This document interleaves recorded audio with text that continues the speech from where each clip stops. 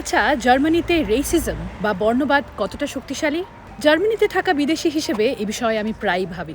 সম্প্রতি জার্মান সমাজ, immigration office, police এবং জব সেন্টারের মতো সরকারি প্রতিষ্ঠানে বর্ণবাদের মাত্রা খতিয়ে দেখছে কয়েকটি নতুন গবেষণা। এতে দেখা যায় জার্মানিতে এখনও ৩ জনের একজন হিউম্যান বায়োলজিক্যাল রেস অর্থাৎ বর্ণ বিশ্বাস করেন, যদিও এই ধারণা বিজ্ঞানীরা অনেক আগেই খণ্ডন করেছিলেন। ৩ জনের মধ্যে ২ জন মনে করেন তাদের সংস্কৃতি অন্যদের চেয়ে ভালো।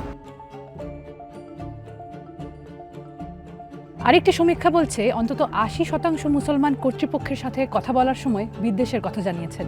যে সরকারি প্রতিষ্ঠানগুলো এই গবেষণার আওতায় ছিল সেই সব প্রতিষ্ঠানেই বিদ্বেষের প্রমাণ পেয়েছেন গবেষকরা, যা খুব সহজেই বোঝা যায় না, সূক্ষ্মভাবে মিশে থাকে সিদ্ধান্ত ও নিয়মের ফাঁকে। জার্মানির বিদেশি বাসিন্দাদের ৪ জনের মধ্যে ৩ জনেরই রয়েছে বিদ্বেষের অভিজ্ঞতা। I do see a bit of hostility towards immigrants in general, and they tend to overlook our issues a lot. From my perspective, it's all treated fairly. Seems like there are some cases that there is some unfairness.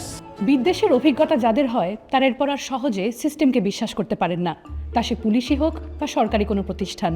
কিন্তু পরিস্থিতি উন্নয়নেরও উপায় বলছেন গবেষকরা, যেমন স্বতন্ত্র নালিশ জানানোর কর্তৃপক্ষ, আরও বিদ্বেষরোধী প্রশিক্ষণের ব্যবস্থা এবং সরকারি প্রতিষ্ঠানে প্রতিনিধিত্ব বাড়ানো। জার্মানির বিদ্বেষ বিরোধী কমিশনার এই গবেষণাটির নাম দিয়েছেন ওয়েক আপ কল, অর্থাৎ শুধু সহমর্মিতাই যথেষ্ট নয়, দরকার কড়া পদক্ষেপের। আপনার কি মত?